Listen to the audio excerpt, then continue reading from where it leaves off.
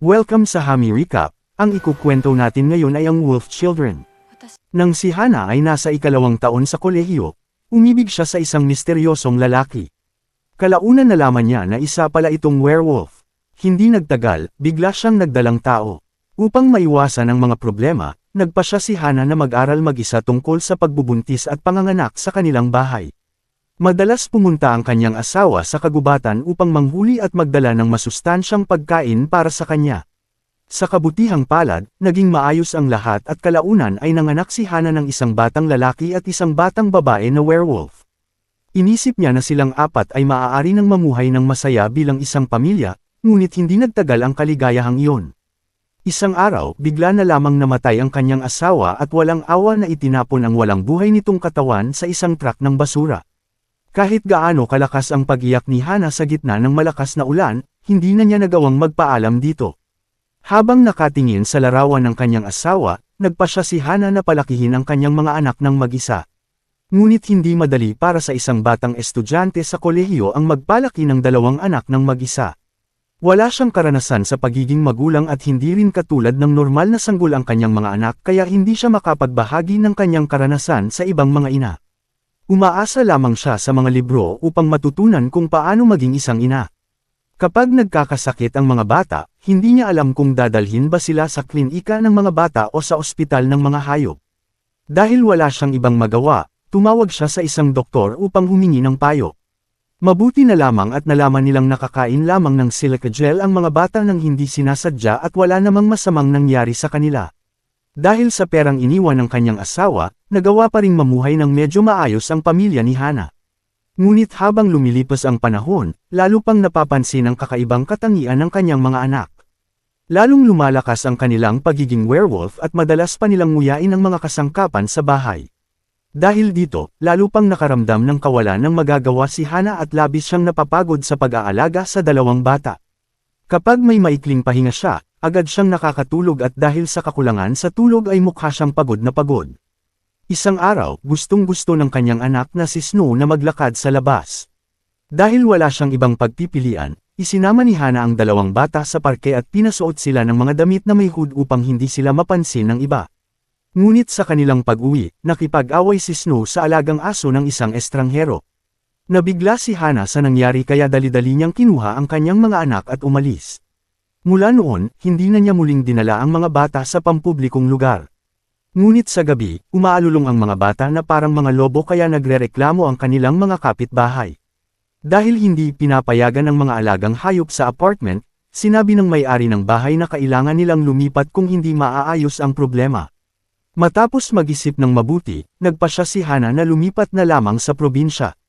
Isang maliwanag na umaga, lumipat ang pamilya sa kanayunan. Habang papunta roon, paulit-ulit siyang pinapayuhan ng ahente ng lupa na pag-isipan muna ang kanyang desisyon dahil mahirap ang buhay sa probinsya. Ngunit buo na ang pasya ni Hana na bigyan ng mas magandang kapaligiran ang kanyang mga anak. Pagdating nila, nakita nila ang isang luma at sira-sirang bahay. Kahit na luma ito, may tubig at kuryente pa rin. Maaari pa silang magtanim ng sarili nilang gulay upang mabuhay mula sa lupa. Higit sa lahat, walang ibang nakatira sa loob ng daan-daang metro mula sa kanila. Nagustuhan ni Snow ang lugar at naging masigla siya sa buhay sa probinsya. Ngunit kabaligtaran naman si Rain. Natatakot siya sa mga insekto at gusto lamang bumalik sa dati nilang bahay. Nang makita ito, agad siyang inaliw ni Hana. May mga kagamitan sa lumang bahay na maaari nilang gamitin ngunit hindi madaling linisin ang lugar. Bumibigay ang sahig kapag tinatapakan at gumuguho ang kisame kapag bahagyang tinutulak. Ang pinaka-nakakainis para kay Hana ay ang bubong na tumutulo kapag umuulan. Sa kabutihang palad, mahusay gumawa si Hana at sa paglipas ng panahon ay unti-unting naging maayos ang bahay. Habang lumilipas ang panahon, paubos na ang kanyang ipon kaya nagpa siyang magtanim ng gulay. Bumili siya ng maraming libro tungkol sa paghahalaman. Habang ginagawa iyon, nagkukwento rin siya sa kanyang mga anak tungkol sa mga werewolf. Ang mga kwento ay tungkol sa dalawang batang werewolf na kapag nagiging lobo ay tinatakot ang ibang bata. Ginamit ni Hana ang mga kwentong iyon upang turuan ang kanyang mga anak. Sinabi niya sa kanila na huwag kailanman magbabagong anyo bilang lobo sa harap ng ibang tao. Para sa mga bata, mas epektibo ang mga kwento kaysa sa mahigpit na babala. Hindi nagtagal ay nagsimula silang magtanim ng gulay, ngunit nabigo sila kahit sinunod nila ang mga tagubilin sa libro kaya kinailangan ni Hana na magsimula muli. Habang ginagawa iyon, lumapit si Rain na umiiyak at may mga gasgas sa mukha dahil sa isang rakon. Samantala, tinukso ni Snow ang kanyang kapatid dahil sa pagiging duwag. Matapos ang pangyayaring iyon, napaisip ng mabuti si Hana. Napagtanto niya na maaaring hindi gumana ang pagpapalaki sa kanila tulad ng pagpapalaki sa karaniwang mga bata. Sa sandaling iyon, pinagsisihan niyang hindi niya natanong ng mas maaga ang kanyang asawa kung paano palakihin ang mga batang werewolf. Dahil dito, nagsimula siyang pag-aralan ang pag-uugali ng mga lobo. Dinala pa niya ang kanyang mga anak sa bundok upang manghuli. Nagulat siya dahil natural na mahusay si Snow. Madali itong tumakbo sa kagubatan at nakakahuli pa ng maliliit na hayop. Ngunit kabaligtaran si Rain. Simula pa lamang nang pumasok sila sa kagubatan ay hindi na siya komportable at kalaunan ay umupo sa ilalim ng puno at umiyak. Hindi niya maintindihan kung bakit sa mga kwento ay laging kontrabida ang mga lobo at palaging hinahabol o pinapatay ng mga tao. Ngunit sinabi ni Snow na gusto niya ang mga lobo at itinuturing niya itong mga kaibigan. Dahil sa mga salitang iyon, nagbago ang pananaw ni Rain. Pag-uwi nila, natuklasan nilang nalanta ang lahat ng kanilang mga tanim. Isang matandang lalaki na nagngangalang Nirasaki na matagal nang nagmamasid kay Hana ang nagpasyang tulungan siya. Kinabukasan, sinunod ni Hana ang payo ni Nirasaki at muling inararo ang lupa. Lumipas ang mga araw at araw-araw na napapagod si Hana ngunit hindi siya kailanman sumuko. Sa kabutihang palad, nagbunga rin ang kanyang pagsisikap. Di nagtagal ay may dalawa pang kapitbahay na dumalaw, isinama nila si Hana upang pumili ng mga punla ng gulay at tinuruan siya kung paano ito itanim. Habang lumilipas ang panahon, parami ang bumibisita sa kanila. Namangha ang mga kapitbahay dahil nagawa ni Hana na magtiyaga. Karamihan sa mga kabataan ay hindi pipiliing bumalik sa probinsya upang manirahan. Ang kabutihan ng mga kapitbahay ay nagbigay kay Hana ng init ng loob na matagal na niyang hindi naramdaman. Nang dumating ang panahon ng anihan, nagbunga rin sa wakas ang kanyang pagsisikap. Upang magpasalamat, nagdala siya ng mga bagong aning patatas sa kanyang mga kapitbahay. Ngunit nagrereklamo ang lahat dahil nasira raw ang kanilang mga patatas dahil sa mga mababangis na hayop. Sa gitna ng kanilang pag-uusap, napansin nilang ang mga patatas lamang ni Hana ang hindi ginalaw ng mga hayop. Tinanong nila kung ano ang kanyang sikreto. Ngumiti lamang si Hana ngunit sa loob-loob niya ay pinaghihinalaan niyang may kinalaman si Snow. Inaalagaan ng mga kapitbahay ang nag-iisang ina na ito. Nang makita nilang masyadong maliit ang kanyang refrigerator, kinabukasan ay dinalhan nila siya ng mas malaking refrigerator. Kahit hindi mahusay magpahayag ng damdamin si Nirasaki at medyo mainitan ang ulo, siya ang pinakamaraming naitulong kay Hana. Kinagabihan, binalikan ni Hana sa isip ang mga nagdaang taon at sa kabila ng lahat ng paghihirap ay naging tunay na tahanan na ang kanilang bahay. Dumating ang taglamig at natabunan ng makapal na nyebe ang lupa. Tumalon silang tatlo sa nyebe at naglaro ng masaya. Pagkatapos ay pumunta sila sa kagubatan. Si Snow at Rain ay tumakbo sa mga bukirin na puno ng nyebe ng masaya. Mula nang maging ina si Hana, hindi pa siya nakaramdam ng ganitong kaligayahan. Kalaunan ay napahigis silang tatlo sa nyebe dahil sa pagod. Ngunit habang paalis na sila, napansin ni Rain ang isang ibon sa tabi ng ilog. Dahil sa likas na ugali ng isang lobo, hinablot niya ang ibon ngunit nadulas siya at nahulog sa nagyayelong ilog. Sa malamig na tubig ay sumigaw siya para sa kanyang ina ngunit mabilis na nanghina ang kanyang katawan at lumubog siya sa tubig. Narinig ni Hana ang kanyang sigaw at agad siyang tumakbo papunta roon. Sa kabutihang palad, sa huling sandali ay nagawa ni Snow na hilahin siya palabas ng tubig. Nang makita ni Hana si Rain na hindi na gumagalaw, nagpanik siya at mahigpit itong niyakap. Mabuti na lamang at nagkamalay si Rain at nagsimulang ikwento sa kanya ang panghuhuli na ginawa niya kanina. Ngunit umiiyak na si Hana at iyon ang unang pagkakataon na nakita ni Snow na umiiyak ang kanyang ina. Lumipas ang taglamig at dumating ang tagsibol na nagsimula ng panibagong taon. Nasa edad na si Snow upang magsimulang pumasok sa paaralan. Ngunit ayaw ni Hana na mailantad siya sa lipunan ng mga tao. Gayunpaman, matapos ang maraming pakiusap ni Snow ay pumayag si Hana na papasukin siya sa paaralan sa isang kondisyon na hindi siya magbabagong anyo bilang werewolf sa harap ng ibang tao. Samantala si Rain ay araw-araw na sumasama sa kanyang ina sa kagubatan dahil gusto niyang matuto kung paano nabubuhay ang mga lobo. Upang matulungan siya ay nag-apply si Hana ng trabaho sa zoo. Sa tulong ng kanyang katrabaho ay nakakita sila ng tunay na lobo. Tinanong ni Hana ang lobo kung paano lumalaki ang mga batang lobo ngunit walang sagot na nakuha. Gayunpaman hindi siya sumuko, plano niyang magpatuloy sa pagtatrabaho habang natututo tungkol sa kalikasan upang may bahagi niya ito sa kanyang anak. Habang lumilipas ang panahon ay naging mas mahirap ang buhay ni Snow sa paaralan. Mahilig siyang magbalot ng mga ahas sa kanyang kamay at mangolekta ng mga buto at bangkay ng hayop. Kahit wala siyang masamang intensyon ay hindi ito matanggap ng ibang mga estudyante. Pag-uwi niya ay ikinwento niya ito sa kanyang ina at napatawa na lamang si Hana. Nang gabing iyon ay nagpuwing si Hana ng isang maliit na damit para sa kanya upang mas madali siyang makihalubilo sa paaralan. Hindi nagtagal ay sapat na rin ang edad ni Rain upang pumasok sa paaralan ngunit kabaligtaran siya ni Snow. Dahil sa kanyang pagiging mahiyain ay nahirapan siyang magkaroon ng kaibigan at madalas siyang binubuli ng mas matatandang bata. Sa tuwing mangyayari ito ay si Snow ang nagtatanggol sa kanya. Mabilis lumipas ang panahon. Nakarating si Rain sa ikatlong baitang at mas tumangkad na si Snow. Ngunit dahil nahihirapan si Rain sa pag-aaral ay madalas siyang lumiliban sa klase. Madalas siyang pumunta sa matandang lobo at gumagala ng mag-isa sa labas. Isang araw ay may bagong estudyante na nagngangalang Fuji na lumipat sa klase ni Snow. Naging interesado si Fuji kay Snow at sinabi niyang may naaamoy siyang amoy hayop mula rito.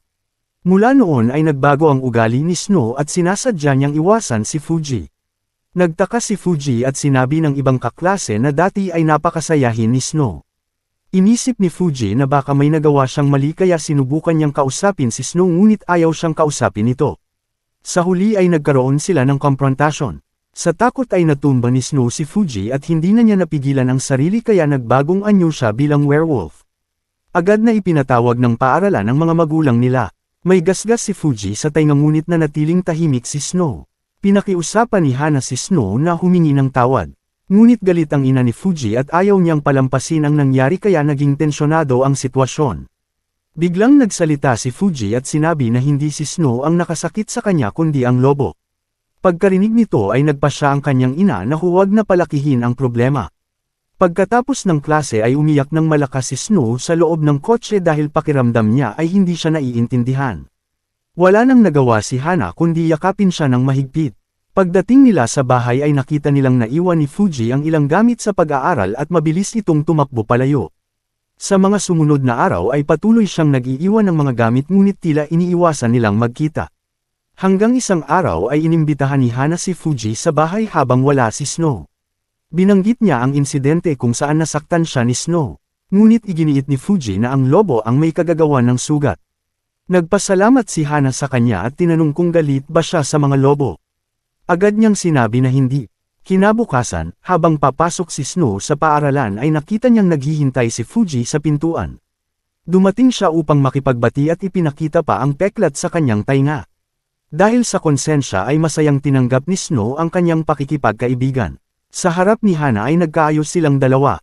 Sa oras na iyon ay naghahanda rin si Rain na lumabas. Sinabi niyang bibisitahin niya ang kanyang guro ngunit hindi pa tungo sa paaralan ang direksyong tinahak niya.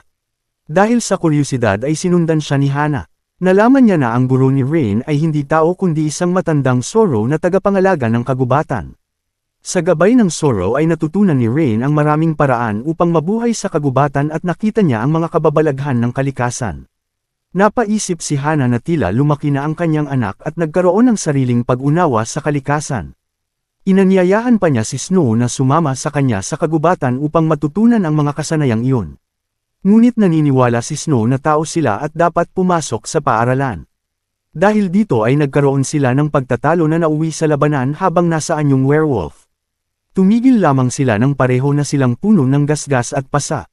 Tiningnan ni Hana ang larawan ng kanyang yumaong asawa at hindi niya alam kung ano ang gagawin dahil pareho namang tama ang pinili ng kanyang mga anak. Sa mga sumunod na araw ay mas madalas nang pumunta si Rain sa bundok. Sinabi niya kay Hana na nasugatan ng matandang Sorrow at malapit na itong mamatay kaya nais niyang pumalit bilang tagapangalaga ng kagubatan.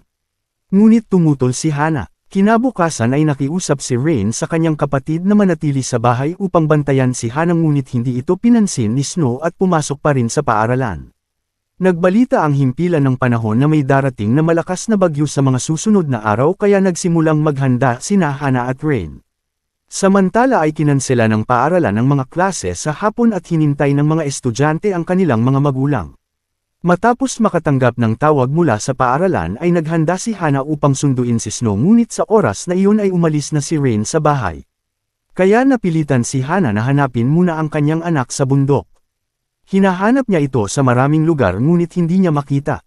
Bigla siyang nakarinig ng ingay at tumakbo papunta roon, ngunit imbis na si Rain ay isang napakalaking brown bear ang kanyang nakita.